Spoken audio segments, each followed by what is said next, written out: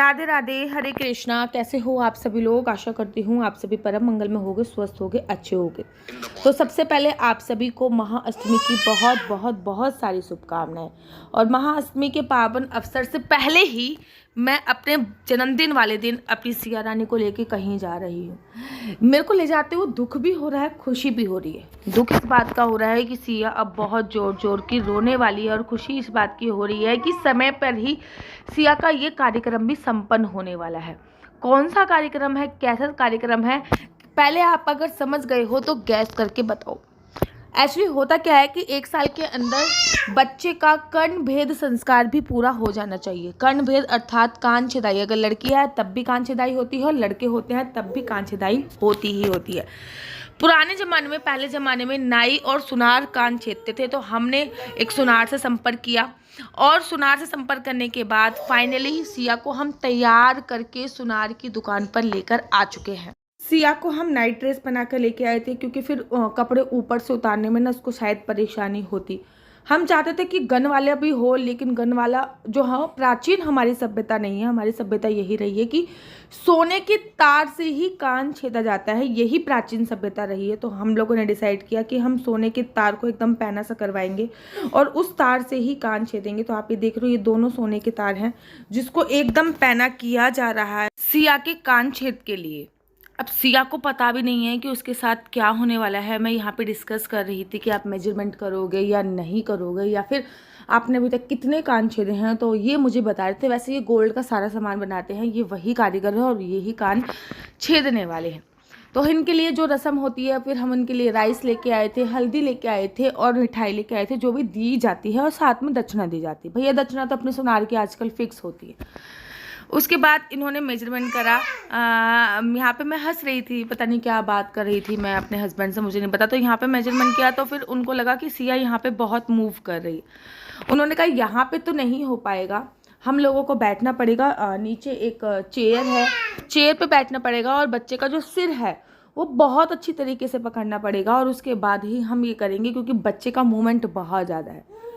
तो मैंने कहा चलो सही है, फिर हम वहाँ पे बैठ के देखते हैं। तो मैंने कहा ऐसा करो कि आप ना पहले दोनों, जो कि दोनों हैं एकदम से, ये नहीं कि पहले एक छेदा फिर उसके बाद 25-30 मिनट का इंतज़ार किया फिर दूसरा छेदा। दोनों इकट्ठे छेद देना, जितना भी दर्द होना है वो एक साथ ही होके ख़त्म हो जाएगा। इसलिए आप दोनों तारों को ना एक साथ ही क्लियर कर दो। यहाँ पे ना मैं सुनार से या सुनार के बच्चों से कुछ मांग रही हूँ। मैं क्या मांग रही हूँ? मैं उनसे मांग रही हूँ कि आप ना कुछ पायल वगैरह सी कुछ दे दीजिए, ताकि ना ये जो है ध्यान इसका भटक सके।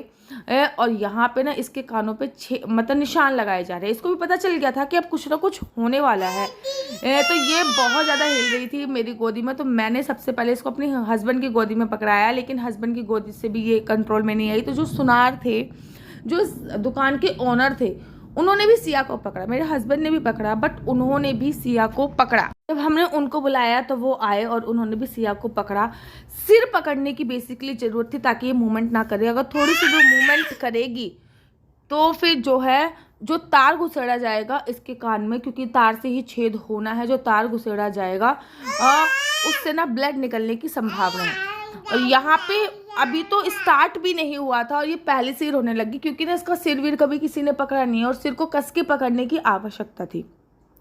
ये कान छिदने पे तो कम रोई थी, लेकिन ये रो रही थी कि मेरा सिर और मेरे हाथ क्यों पकड़ रखे हैं, मेरे को मूवमेंट करने दो, मेरे को मूवमेंट करने दो। इस वजह से रो रही थी। यहाँ पे मैं वीडियो बना रही थी, और यहाँ पे पूरा जैसे पहले ज़माने में होता था उसी रीति रिवाज से सिया के कान छेदे गए। कोई गन नहीं थी, कुछ नहीं थी। पहले सोने की तार से ही कान छेदे जाते थे, ठीक अभी भी सोने की तार से ही सिया के कान छेदे गए। क्योंकि दीदी आपने बहुत जल्दी कान छेदा दिए, तो हाँ दैट इज़ ट्रू, बहुत जल्दी थी कान छेदाने की। रीज़न इसका ये था, इस समय पे हम महाराष्ट्र में रह रहे हैं, और महाराष्ट्र में ना 3 दिन से लेके 21 दिन तक के बच्चे के कान छेद दिए जाते हैं। 21 दिन से फिर ज़्यादा बच्चे को करते नहीं है।